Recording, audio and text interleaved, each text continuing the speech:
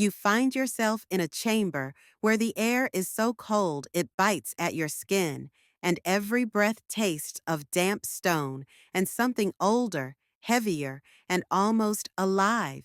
The flicker of a lone torch casts shadows that crawl across the walls, twisting in shapes that seem to watch, to wait, to whisper secrets you cannot yet understand. Somewhere in the darkness, metal groans softly, a chain sliding against iron, a sound that carries with it the weight of fear and the echo of suffering.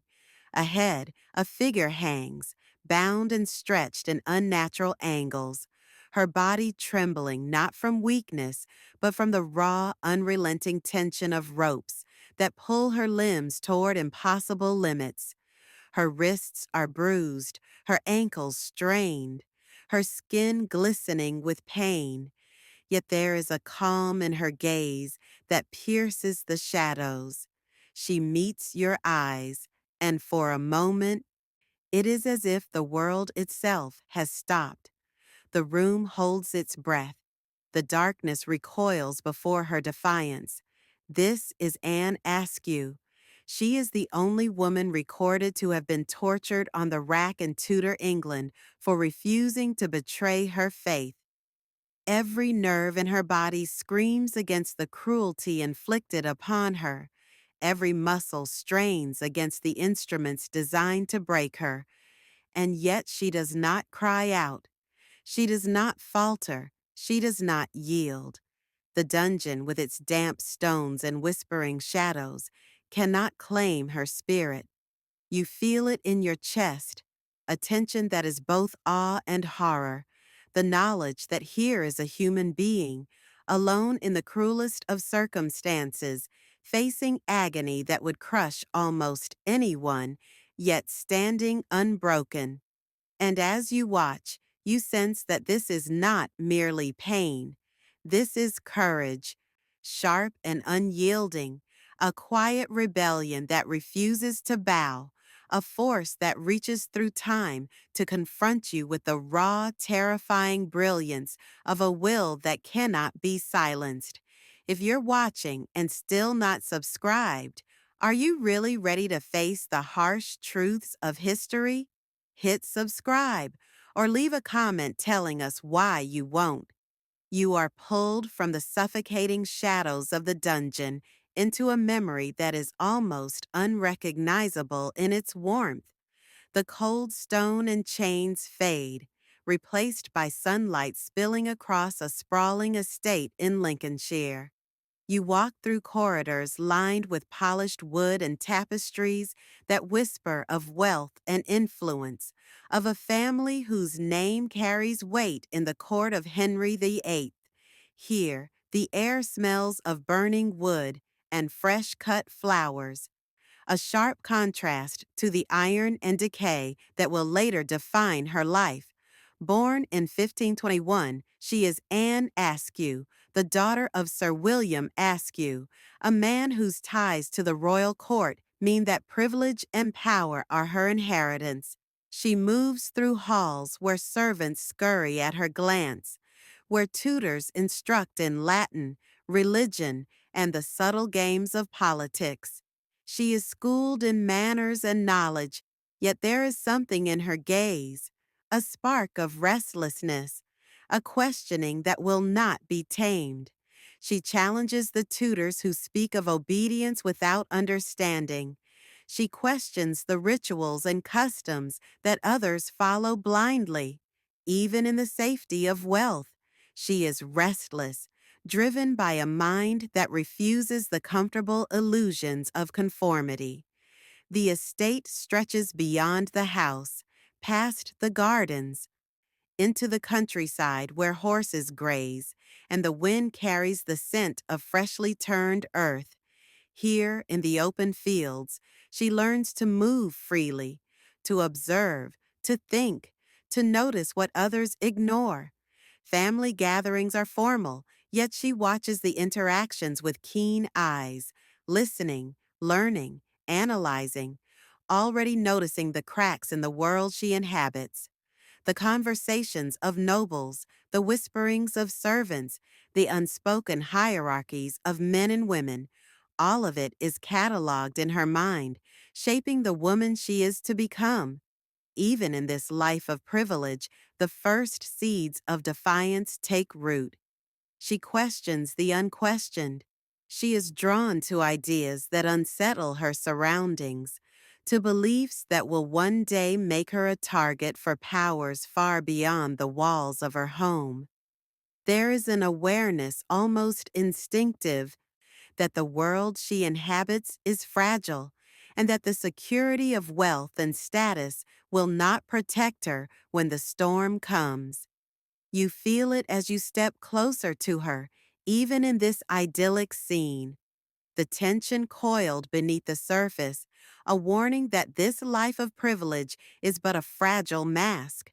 And in that realization, you begin to understand why she will endure horrors that would break most, why she will defy authorities whose reach is merciless, and why the shadow of her destiny stretches far beyond these sunlit halls.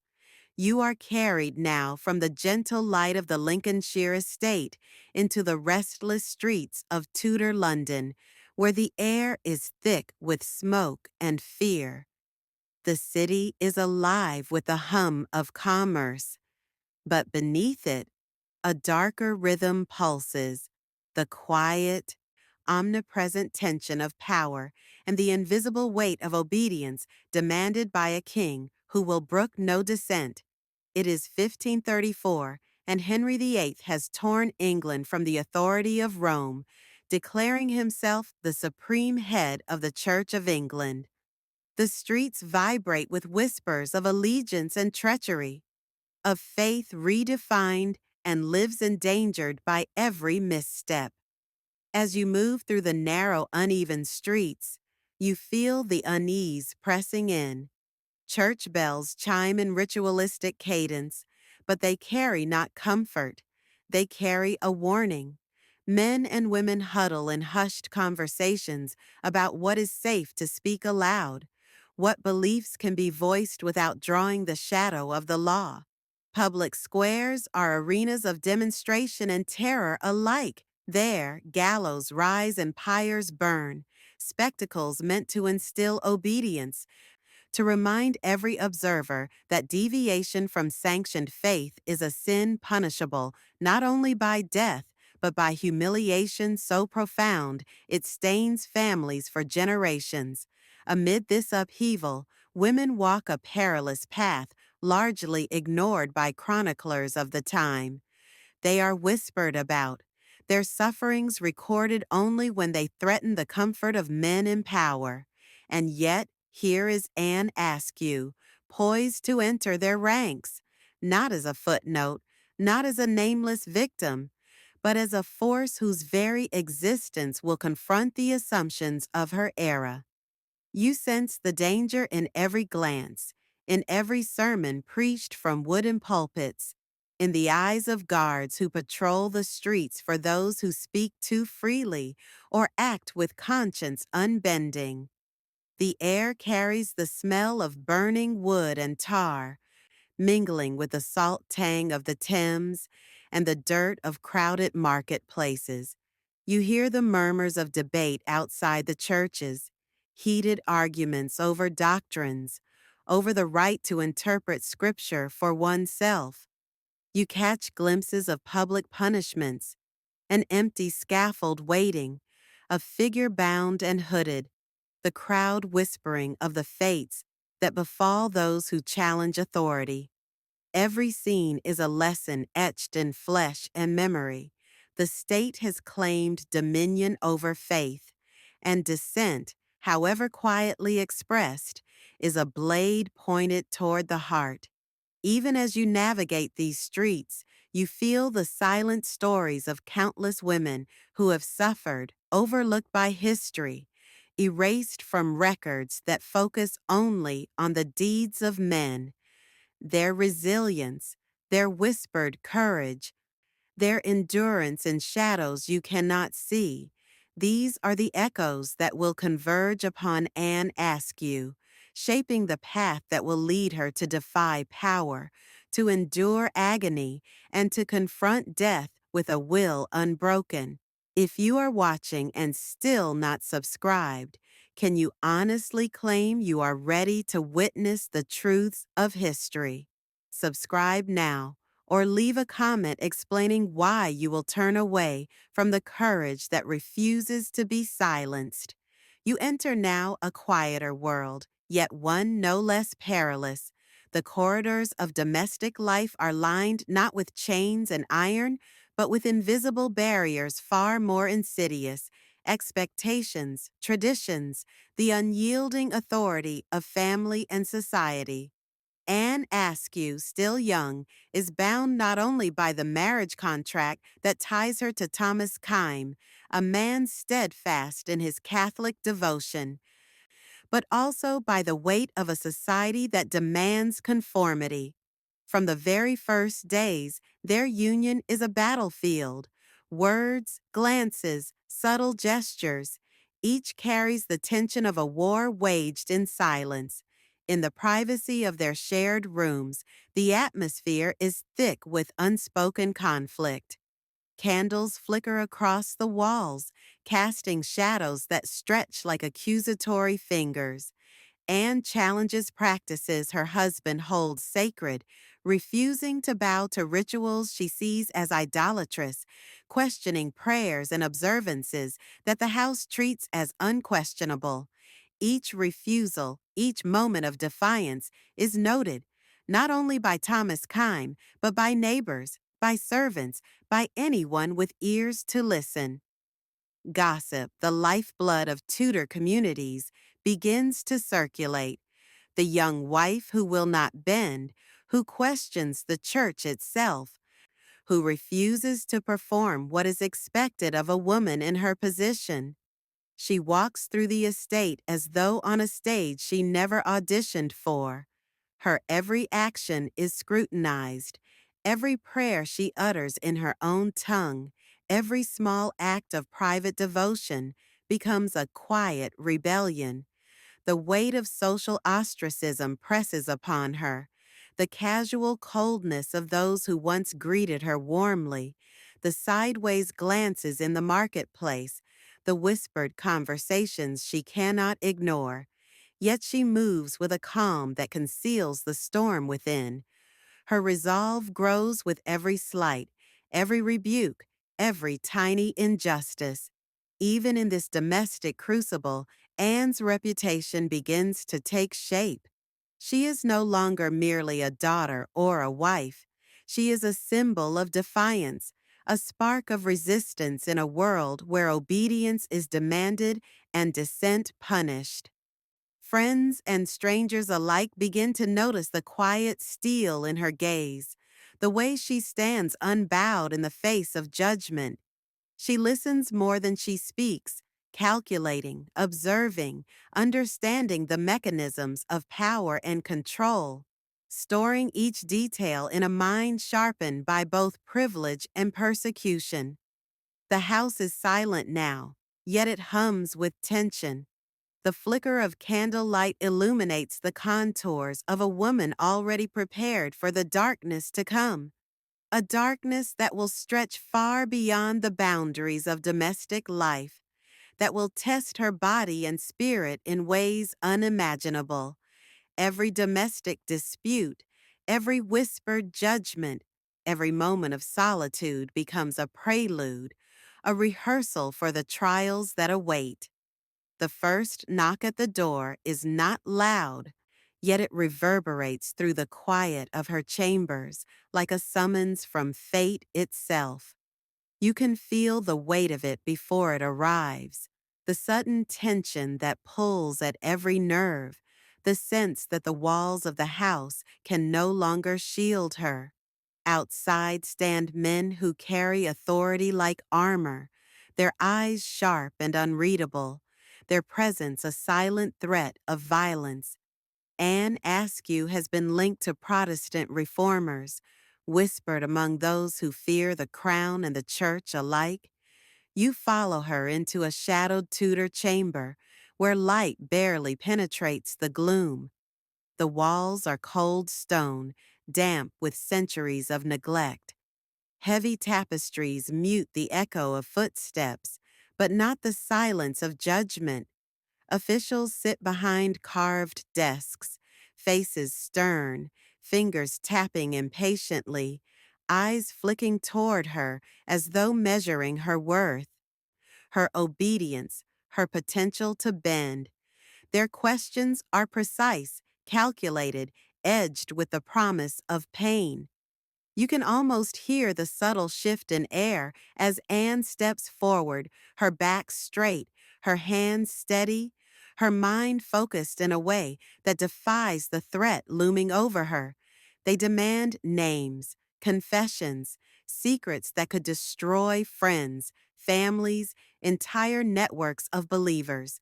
The instruments of torture hover as a silent suggestion, a shadowed promise that disobedience will be answered with agony. And yet, she refuses. Every question, every insinuation, every veiled threat meets only the calm of a mind sharpened by conscience and courage. You can feel her resolve radiate, a force invisible yet palpable, as if the very air in the room bends around her defiance.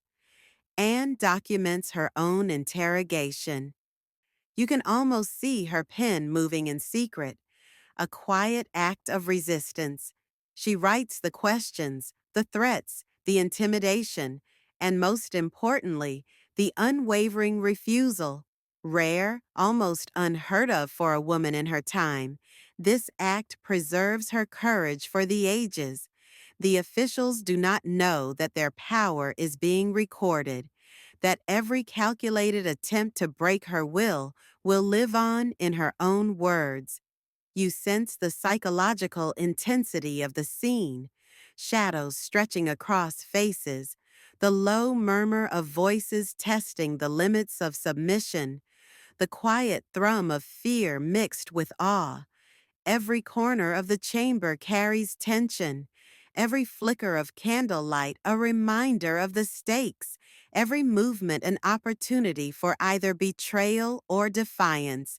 And Anne, alone in the center of it all, radiates a courage so rare it seems to bend the room around her, as if her spirit alone is sufficient to resist the machinery of authority. If Anne's courage moves you, why are you still watching without subscribing? Admit it in the comments or hit subscribe and honor her bravery. The moment arrives without fanfare, yet it carries the weight of inevitability. The men at her door no longer come merely to question or intimidate, they come to claim. Anne Askew is arrested permanently, seized not by chance, but by the full force of a kingdom determined to extinguish dissent. You can feel the shift in the air as she is led from her home, the familiar walls replaced by the hard, unyielding streets of London. Every cobblestone echoes under the boots of guards, every glance from the crowd a silent accusation. Every whisper a reminder that her fate is now public property. You walk beside her, though unseen, through streets packed with Londoners whose curiosity is tinged with fear. Merchants freeze mid-sale. Children clutch at their mothers' skirts. Some stare openly, some avert their eyes, and all carry the unspoken understanding that this is a spectacle of warning, a lesson for anyone who might think to defy the king or the church. The banners of authority flutter overhead, the bells toll in solemn cadence, and the air smells of smoke, horse, and fear. Anne moves with dignity, but you feel the tremor beneath her composure, the knowledge that she is exposed, that every step forward is a step toward a place where darkness is not merely metaphorical. The Tower of London rises ahead like a leviathan of stone and history. Its walls loom over the Thames, cold and unyielding, holding centuries of secrets, whispered crimes, and the echoes of agony. Rumors surround the fortress, tales of instruments designed to wrench confession from the body, of cells where daylight never enters, where prisoners are left in solitude so complete that the mind begins to twist upon itself. You feel the psychological terror in the very air, the way it seems to seep from the stones, the way the murmur of guards and the clinking of chains suggests a universe entirely controlled by fear. The crowd's attention presses like a physical weight. Whispers travel along the rows of onlookers. She will break. The rack awaits. No one resists the tower. Every word is a stone dropped into her conscience, yet she holds her head high, meeting each gaze without faltering. Guards flank her on all sides, their hands steady on the hilts of weapons, their eyes sharp, calculating. The contrast between her small, fragile frame and the enormity of what she faces is almost unbearable. You can sense the silent calculations of the crowd, the tension of knowing that the spectacle they witness is both a punishment and a message, that her suffering is a warning etched into the consciousness of every observer. As she reaches the gates, the massive iron portcullis descending with a deafening clatter behind her, you feel the finality of this moment. She is inside now, swallowed by stone, shadow, and history. The tower is not merely a prison, it is a world designed to disorient, to terrify, to strip a person of every comfort, every certainty. The city outside continues, but within those walls, time is measured not by clocks or bells, but by the slow, unrelenting rhythm of fear, anticipation, and torment. If you are watching and still not subscribed, can you truly claim to witness history without joining the few who refuse to let these truths be forgotten?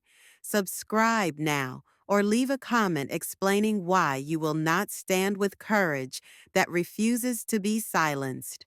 You are led now deeper into the heart of the tower, past gates of iron and corridors that seem to swallow all light. The air grows heavier with each step, thick with the chill of stone untouched by warmth, carrying the faint sour tang of mold and decay. A single torch flickers against the walls, throwing long, quivering shadows that seem almost alive, as if the darkness itself watches and waits. Every footfall echoes endlessly, a hollow reminder of how small and isolated a human being becomes within these walls. Anne Askew is placed into a cell no larger than a storage closet. The floor is cold, uneven stone that presses through the thin fabric of her shoes. The walls are damp. Moisture beads and drips in slow, irregular rhythms, landing silently into puddles that reflect the wavering torchlight. Hunger gnaws at her, thirst scratches at the throat, yet the deprivation is only a fraction of the torment she will endure. The cell is meant to break her not just physically, but psychologically, to twist her sense of time, of hope, of self. In the corners of these dim spaces, prisoners learned to survive in quiet ways. They etched messages into stone with broken bits of metal, creating secret codes that only the observant could decipher. They whispered prayers under their breath, sometimes in syllables that had no meaning, but kept their tongues moving, their minds sharp. Anne, like those before her, holds on to these invisible lifelines, reciting prayers that rise from her lips and scatter into the shadows, offering the faintest warmth in a chamber designed to smother spirit. The distant cries of other prisoners echo faintly through the thick walls. Each sob, each muted scream resonates like a pulse in the stone, a reminder of what awaits those who falter. Chains clink somewhere behind her, a sound that speaks of suspension, pain, and hours spent straining against iron. Every element of this place is designed to erode courage. The cold that seeps into bone, the hunger that gnaws relentlessly, the water that is scarce and foul, the darkness that seems to stretch infinitely. Yet even here, Anne Askew does not yield. She moves with precision, keeping her thoughts sharp, her spirit alert. Every shadow becomes a companion rather than a predator. Every flicker of light a marker of endurance. You feel the tension in the air, the quiet defiance, the almost imperceptible rhythm of someone who refuses to be consumed. In these cells, hope is a fragile flame, yet she carries it with her, almost imperceptibly, even when the walls of the tower seem intent on crushing it. You are drawn now to the center of a chamber where light barely penetrates, where shadows hang thick and motionless, as if the air itself is holding its breath. In the middle of the room sits the rack, a wooden frame, simple in appearance, yet engineered to inflict suffering beyond imagination. The ropes are taut, waiting. The pulleys gleam faintly in the torchlight, cruel in their precision. The floor beneath is worn from the weight of countless bodies, a silent testament to the agony that has unfolded here for decades. Anne Askew is brought forward, her body already weakened by deprivation, yet her eyes hold a clarity and resolve that unnerves even the men who operate the instruments of pain. Her wrists are bound first, then her ankles, each knot tied with meticulous care to ensure maximum tension. You can see the strain already beginning to etch across her body, the subtle arching of her back, the tensing of muscles that know what is coming. The rack is adjusted, the ropes slowly tightened, and the frame begins its slow, inexorable work of stretching her limbs, extending her joints past the limits nature intended. Pain radiates from her body in waves that almost seem to echo in the chamber itself. Bones protest in silence, muscles scream internally, skin stretches and veins swell under the pressure. Yet through it all, she does not cry out. You sense her mind working with the precision of a strategist. In the small private recesses of her thoughts, she prays, she counts syllables, imagines the faces of those she will not betray, rehearses the words that she will not utter. Every second becomes a test of mental endurance as much as physical, a game of will against the deliberate cruelty of men trained to break her. She moves subtly with attention, flexing her fingers, shifting her weight, controlling her breathing, techniques she has recorded in her writings for others to understand centuries later. This is more than resistance. It is a conscious, deliberate mastery of mind over body, a psychological strategy designed to endure the unimaginable. You can feel the room contracting around her, the shadows leaning in, the ropes tightening, and yet her spirit does not yield. The men operating the device pause at times, as if surprised by the steadiness of her gaze, the calm that defies the violence surrounding her. Each adjustment of the frame is accompanied by a faint groan of wood under strain, a reminder that this is a machine built to break, and yet it fails in its ultimate purpose. The light flickers across her form, highlighting the tension in her posture, the subtle shifts of muscles under duress, the strength of will visible even when her body is stretched to its limit. You feel it as you watch. The horror, the agony, the almost unbearable intensity of what she endures, and yet above all, the defiance, The rack is designed to silence, to erase identity and hope, yet she remains fully herself, unbroken and unbowed, carrying a courage that seems almost otherworldly. If Anne's endurance moves you, can you really remain a passive observer? Subscribe now, or leave a comment admitting why you will not honor the defiance of one who faced pain the world can scarcely imagine.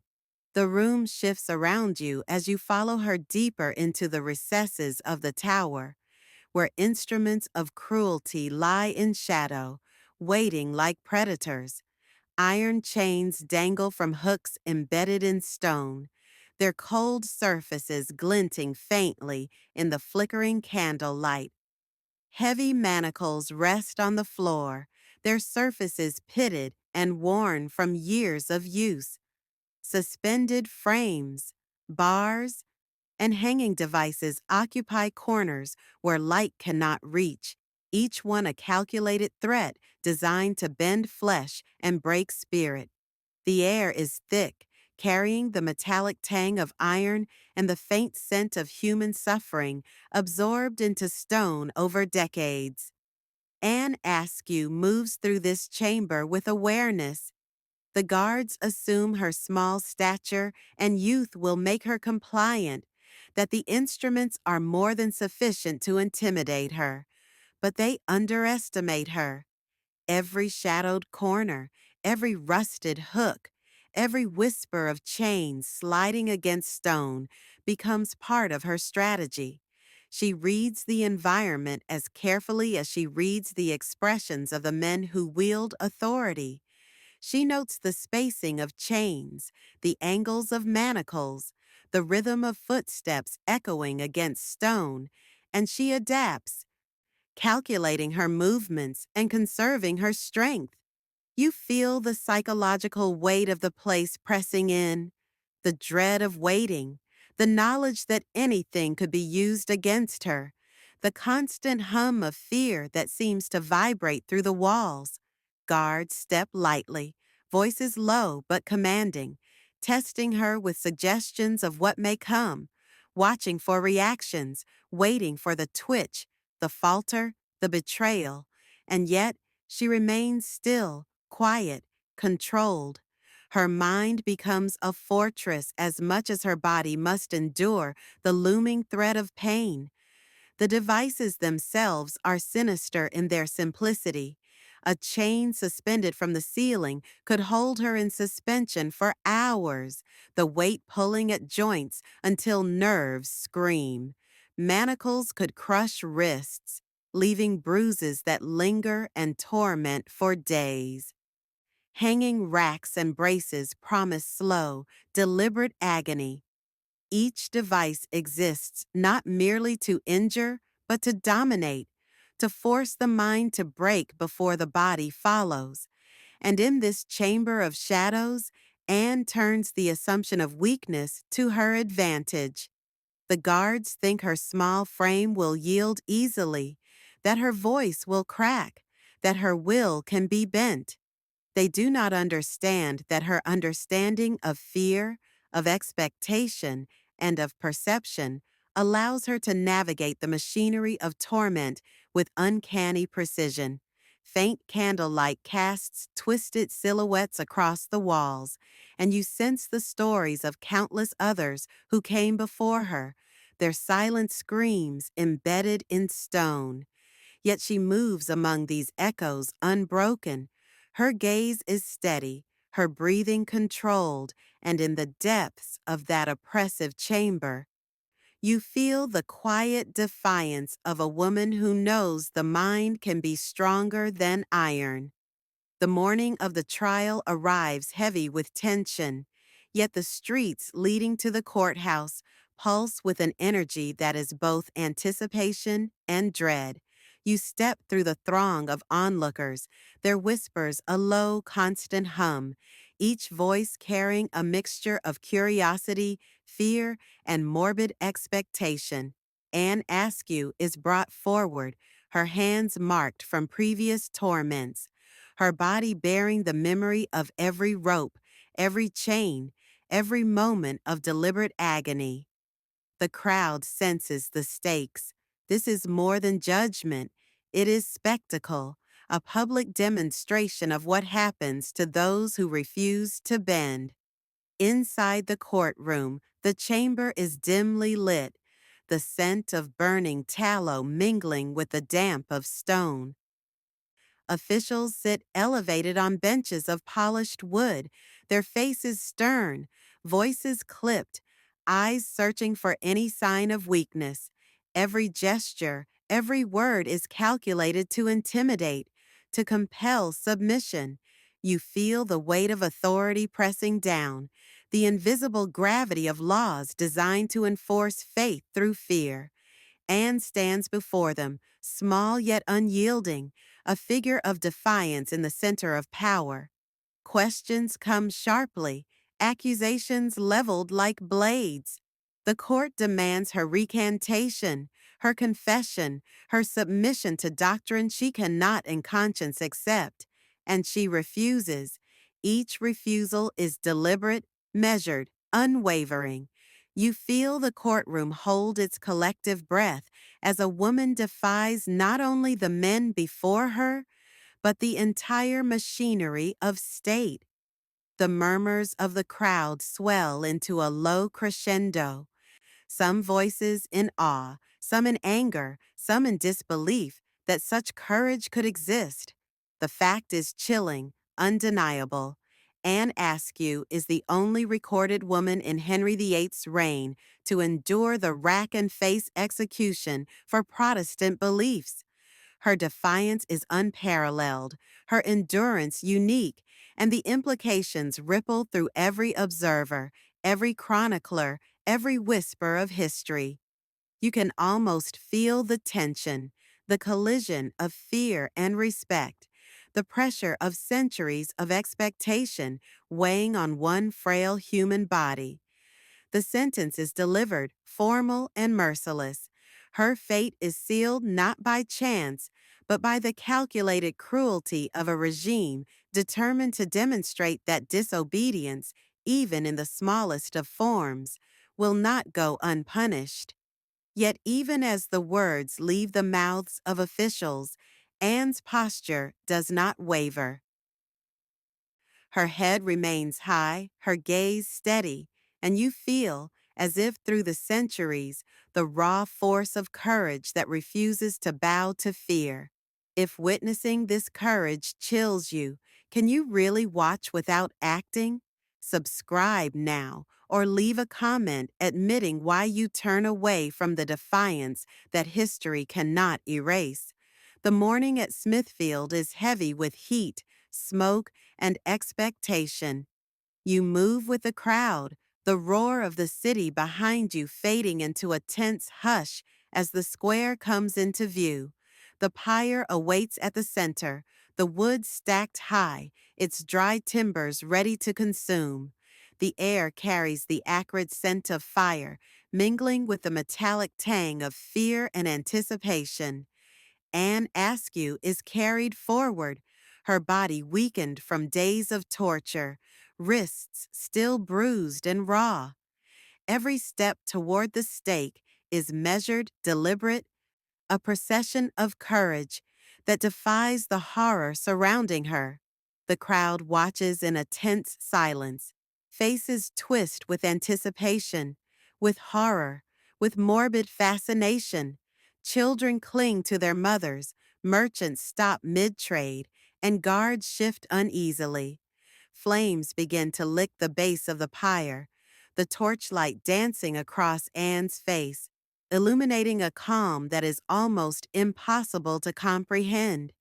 You feel the psychological intensity of the moment, the heat, the fear, the inevitability of what is to come, and yet, in the center of it all, a human spirit that refuses to bow. Anne begins to recite prayers, quietly at first, then more clearly, her voice carrying above the murmurs of the crowd. She does not waver, she does not cry, she does not falter. Even as the flames begin to rise, she remains steadfast. her faith a shield against the fire, her defiance a force that outlasts the terror around her. You sense the shock in the crowd, the subtle awe of those witnessing a calm so profound amid such violence. The flames reflect in her eyes, yet there is no fear, only clarity, only determination, only the undeniable strength of someone who has refused to be silenced. Every detail of the scene presses on you, the shifting shadows of the crowd, the flicker of torchlight on stone and flesh, the crackle of fire consuming timber. The ritual of execution becomes a theater of defiance, a final testament to a life lived with conviction, a reminder that courage can persist even in the face of certain death. After witnessing such courage, can you really leave without subscribing?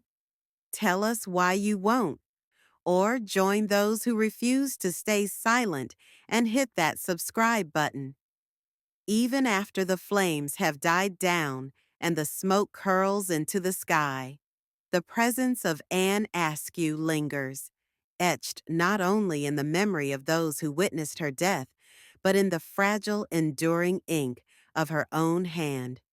The examinations of Anne Askew survive as a testament to a mind unbroken by pain, a spirit that refused to bend under the full force of tyranny. You can almost see her writing, quills scratching against parchment in dim candlelight, her thoughts deliberate, her words precise, a record not only of events, but of endurance, of strategy, of courage preserved for centuries beyond her mortal existence. Her story reaches through the shadows of history, a beacon illuminating the resilience of women who were too often overlooked, whose suffering and defiance were dismissed or erased. You feel the weight of that absence, the countless unnamed, the silenced voices, but in Anne, you witness a rare clarity, a refusal to allow fear or oppression to claim the truth of her experience. Each line of her manuscripts, each careful account of interrogation and torture, becomes a bridge across time, a reminder that human courage can endure even when the body cannot. The Tower of London still stands, its walls cold and silent, yet her presence reverberates within them. Manuscripts, illustrations of Tudor courts, the faint echoes of her footsteps in dungeons, all speak to a legacy that refuses to be contained. You sense that her life, her resistance, and her ultimate sacrifice are not merely historical facts. They are lessons etched into the consciousness of anyone willing to witness the dark, unvarnished truths of history. Anne Askew remains a symbol of what it means to endure, to defy, and to exist fully in a world determined to silence you. She embodies the courage that rises above cruelty, the voice that refuses to be erased, and the quiet power of one woman who turned fear itself into testament. Her legacy is not only in the survival of her writings, but in the courage they inspire, challenging each generation to confront oppression, injustice, and the violence inflicted in the name of authority. As the echoes of Smithfield fade and the shadows of Tudor London settle into memory, you feel the weight of history pressing in, not as a story told, but as a truth lived. Anne Askew's courage, her defiance, and her refusal to be silenced reach across centuries, demanding recognition, demanding reflection. Her life reminds us that history is not merely dates and events, but the raw, unfiltered experience of those who dared to stand when the world demanded submission. Hidden Truths of History brings you the stories history tried to erase, the voices that authority sought to silence, the truths that time almost forgot. Do not allow the bravery of Anne Askew, or any who endured like her, to fade into shadow. Witness it, remember it, and let it shape the way you see the past and the courage it took to survive it. If you think you're brave enough to face history, explain in the comments why you won't subscribe, or join the ones who refuse to stay silent. Hit subscribe and honor the endurance of those whose stories demand to be told. History waits for no one, but courage, once witnessed, can last forever.